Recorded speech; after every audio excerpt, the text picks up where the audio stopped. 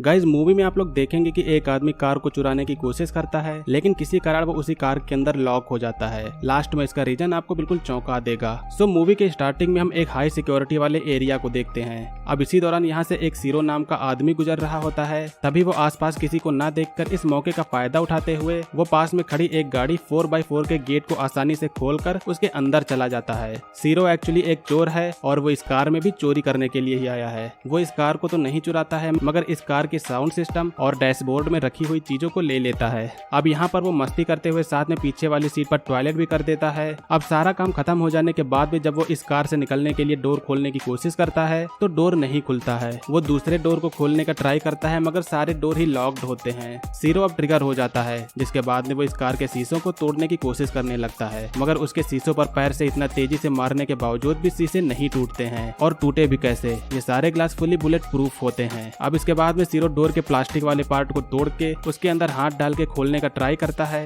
मगर इसी चक्कर में उसके हाथ में चोट लग जाती है। अब जब उसके पास में कोई चारा नहीं बचता है तो वो अपने बैग से गन निकालता है और आगे की विंड शील्ड पर चलाता है। लेकिन जैसा कि मैंने बताया कि सारे शीशे बुलेट प्रूफ हैं, इसीलिए गोली चलाने के बाद में बुलेट रिफ्लेक्ट होकर उसी के ही पैर में लग जाती है, जिससे यहाँ पर सीरो की मुसीबत अब और भी बढ़ जाती है। खून को रोकने के लिए वो अपने घाव पर टी शर्ट लपेटता है। अब तभी बाहर एक औरत आती है जो इस कार के शीशे से अपनी लिपस्टिक को ठीक करती है। इससे ये पता चलता है कि कार के सभी शीशे पोलराइज्ड हैं, यानी कि बाहर से अंदर कुछ भी दिखाई नहीं देगा। और इसके बाद में वो औरत यहाँ से चली जाती है। सीरो अब अपने फोन से अपने वाइफ को कॉल करने की कोशिश करता है, लेकिन उसके फोन में बैटरी खत्म हो चुकी थी, जिससे फोन ऑफ हो जाता है। सीरो अब यहाँ पर बेहद ही बुरी तरीके से फंस चुका है। उसके पास में यहाँ पर कुछ खाने के लिए भी नहीं है और पीने के लिए उसके पास में बस थोड़ी सी पेप्सी होती है। खैर अब ये रात तो किसी तरह सीरो निकाल लेता है और अगले दिन जब सीरो जागता है तो उसने जो रेडियो चुराया था उसको कार में वो वापस लगाता है और कार में म्यूजिक बजाकर कुछ रिलैक्स करने की कोशिश करता है। वो साथ में फिर से डोर तोड़ने की कोशिश करता है, लेकिन इसी दौरान उस कार में अब कॉल आती है।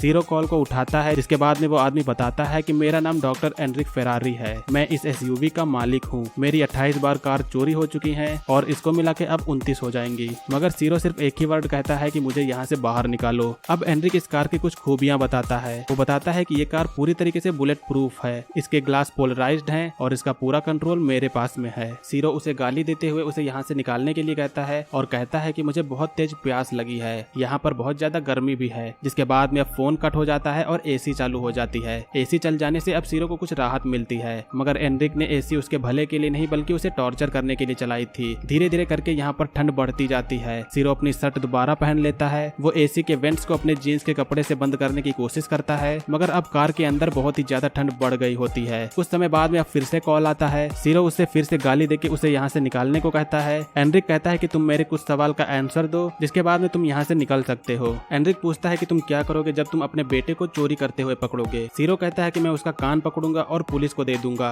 मगर एनरिक कहता है कि नहीं, कोई भी पिता ऐसा नहीं कर सकता है। अब कुछ समय बाद में सीरो अपने सामने पुलिस को देखता है। वो चिल्ला के उससे हेल्प के लिए कहता है, लेकिन आवाज बाहर नहीं जा रही थी। अब ये पुलिस वाला इस कार को चारों तरफ से देखता है और इसका चालान काटकर यहाँ से चला जाता है। इस कार का चालान इसलिए काटा गया था क्योंकि इसके सारे शीशे पोलराइज्ड थे। बाहर भले ही बारिश हो रही है, लेकिन सीरो इधर प्यास से मर रहा होता है। अब फिर से यहाँ पर कॉल आता है तो सीरो उससे पानी के लिए कहता है। एनरिक उससे अब उसका आईडी नंबर और उसका नाम पूछता है और जब सीरो उसे बता देता है तो एनरिक उसे पानी पीने के लिए दे देता है। वो बैक साइड में एक छोटे से पाइप से कार के फिल्टर हुए पानी को बोतल में भरता है, जो दिखने में ही साफ नहीं लग रहा था, लेकिन इतने प्यास के कारण सीरो बिना कुछ सोचे हुए वो सारा पानी पी जाता है। अब फिर से रात होती है और सीरो को भूख भी बहुत तेज लगी हुई है। उसके सामने ही एक डिलीवरी बॉय पिज्जा की डिलीवरी कर रहा है, मगर उसके सामने खाना होने के बावजूद भी वो कुछ खा नहीं सकता। अब इसी दौरान यहाँ पर एक छोटा सा इंसेक्ट उसका फ्रेंड बनता है। एनरिक उसके साथ में टॉर्चर करने में कोई भी कसर नहीं छोड़ता है। अब वो कार में गर्म हवा की एसी चला देता है, जिससे सीरो की हालत और भी खराब हो जाती है। इतने ज्यादा भूख के कारण सीरो वहाँ पर रखी हुई इंस्ट्रक्शन मैनुअल को ही खाने लगता है और जब उसे पानी नहीं मिलता है तो उसे अपने ही टॉयलेट को पीना भी पड़ता है। अब इसी दौरान बाहर एक और चोर आता है जो इस कार को खोलने की कोशिश करने लगता है, मगर तभी कोई आदमी आ जाता है जो उसे ऐसा करने से रोक के उसे पकड़ लेता है। जिसके बाद में वहाँ पर पुलिस भी आ जाती है। बाहर यहाँ पर इतनी ज्यादा हलचल हो रही है, मगर किसी को भी इस बात की खबर नहीं होती है कि इस कार के अंदर कोई शख्स मर रहा है। अब रात हो जाने पर जब उससे भूख कंट्रोल नहीं होती है तो वो अपने साथी कीड़े को खाने की कोशिश करता है, लेकिन फिर उसके मन में कुछ ऐसा आता है जिससे वो उसे नहीं खाता है। इसी दौरान अब बाहर एक कपल भी आते हैं जो साथ में इंटीमेट होते हैं, मगर सीरो उन्हें देखने के अलावा और कुछ भी नहीं कर सकता। अगले दिन फिर से एनरिक का कॉल आता है, जिसके बाद में एनरिक सीरो से बता देता है कि डैशबोर्ड के नीचे एक चॉकलेट बार है जिसे तुम खा सकते हो। सीरो के चॉकलेट खाने के बाद में अब वो कुछ अच्छा महसूस करता है। सीरो अपने मोबाइल की बैटरी को निकालकर बाहर धूप में रख देता है और बाहर सभी लोगों के रूटीन को देखने लगता है। काफी बार कोशिश करने के बाद में सीरो आखिरकार दरवाजे में छोटा सा छेद कर देता है, मगर ये छेद इतना छोटा होता है जिससे कोई आवाज भी बाहर नहीं जा सकती। अब तभी फिर से एनरिक का कॉल आता है। वो बताता है कि मेरे पास इरीना और लियोनल की न्यूज है। इन दोनों के नाम सुनकर सीरो हैरान होता है क्योंकि ये दोनों उसके बीवी और बच्चे थे। सीरो उससे पूछता है कि तुम उसके बारे में कैसे जानते हो, जिसके बाद में एनरिक बताता है कि मैंने तुम्हारी फैमिली से बताया है कि तुमने लॉटरी में $1,00,000 जीते, जिसे वो तुम्हें देने के बाद में यहाँ से चला गया। इसे सुनकर सीरो को बहुत ही गुस्सा आती है। अब जब फोन कट हो जाता है तो सीरो ने जो बाहर बैटरी निकाल कर रखी थी उसको फोन में डालता है। फोन में बैटरी डालने पर फोन खुल जाता है और वो जल्दी से इसके बाद में अपनी वाइफ इरीना के पास में कॉल करता है, मगर उसकी वाइफ कॉल पिक नहीं करती है, जिससे सीरो को वॉइस मेल छोड़ना पड़ता है और इसके बाद में बैटरी भी डेड हो जाती है। अब अगले सीन में हम देखते हैं कि सीरो खाली बैठकर बार बार कार के स्टार्ट बटन पर क्लिक कर रहा है, लेकिन कुछ समय बाद में कार स्टार्ट हो जाती है। कार का गियर रिवर्स में अटका हुआ था, जिसके बाद वो तेजी से कार को पीछे की ओर ले जाता है, जिससे अब यहाँ पर कार का एक्सीडेंट हो जाता है और वो कार से बाहर निकलता है। वो सीधा कार से बाहर निकलकर पास के पेट्रोल पंप पर वहाँ के कैफे में जाता है। वो यहाँ पर से पानी की बोतल उठाकर और खाने के लिए बर्गर लेके टेबल पर जाकर खाने लगता है, लेकिन तभी वहाँ का सिक्योरिटी गार्ड आके कहता है कि इसके लिए तुम्हें पे करना होगा, मगर सीरो उसे गोली से मार देता है। लेकिन अब हमें यहाँ पर ये पता चलता है कि सीरो एक सपना देख रहा था। सीरो इस सब से अब पूरी तरीके से ऊब चुका है, इसीलिए वो इससे छुटकारा पाने के लिए सुसाइड का रास्ता चुनता है। वो गन को अपनी ओर करके ट्रिगर दबा देता है, लेकिन किस्मत से उस स्लॉट में बुलेट नहीं थी, जिसके बाद में वो गन को फेंक देता है। अब जब फिर से एनरिक का कॉल आता है तो एनरिक उसके सामने आता है, लेकिन सीरो एनरिक को उसके सामने देखने पर वो कोई भी रिएक्शन नहीं करता है, क्योंकि किसी भी रिएक्शन के लिए अब उसमें ताकत नहीं बची थी। एनरिक अब कार में आकर बैठता है और वो सीरो से कुछ बातचीत करता है। सीरो ने पहले जॉइंट लाने के लिए रिक्वेस्ट किया था, इसीलिए एनरिक जॉइंट भी लाया होता है, मगर अब जब एनरिक फोन पर किसी से बात करने लगता है तो इसी दौरान सीरो उसकी गन उठाकर उस पर चला देता है, जिसके बाद में वो गाड़ी से निकलकर रेंगते हुए यहाँ से भागने की कोशिश करता है। उसके अंदर चिल्लाने की भी पावर नहीं बची थी जिससे वो किसी से हेल्प मांग सके। वो गन चला के इशारा करने की कोशिश करता है, लेकिन एनरिक को गोली छू के निकल गई थी, जिसके बाद वो सीरो को पकड़ के फिर से कार के अंदर ले जाने लगता है। लेकिन इसी दौरान दूसरी तरफ से एक पुलिस यहाँ पर पेट्रोल करते हुए आती है, जिसके बाद में उन्हें देखकर एनरिक को गन नीचे रखकर उसे छोड़ने को कहती है। एनरिक उससे कहता है कि ये हमारे आपस का मामला है। अब देखते ही देखते यहाँ पर काफी सारी पुलिस आ जाती है, कई सारे रिपोर्टर्स और ढेर सारे लोग भी यहाँ पर इकट्ठा हो जाते हैं। अब यहाँ पर काफी बड़ी प्रॉब्लम खड़ी हो चुकी है, क्योंकि एनरिक का जो प्लान था वो फेल हो चुका है, जिसके कारण एनरिक के ऊपर अब खून सवार हो जाता है और इसीलिए एनरिक के साथ में निगोसिएशन करने के लिए यहाँ पर अमेडियो नाम के एक पुलिस ऑफिसर को बुलाया जाता है, जो हाल ही में रिटायर हुआ था।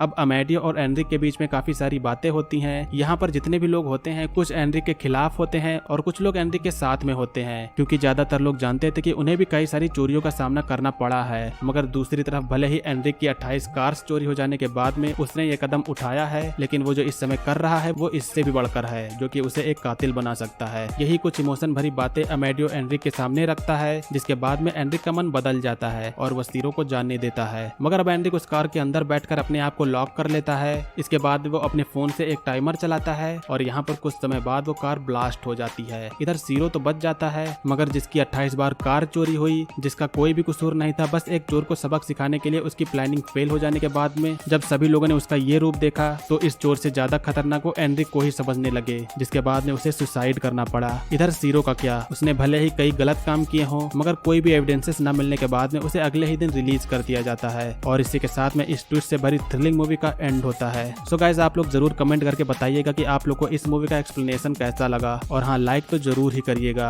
मूवी का नेम है 4x4। ये एक स्पेनिश मूवी है। उम्मीद है कि ये एक्सप्लेनेशन आप लोगों ने एंजॉय किया होगा। आज की वीडियो के लिए इतना ही, मिलेंगे अगली वीडियो में, तब तक के लिए बाय। जय हिंद, वंदे मातरम।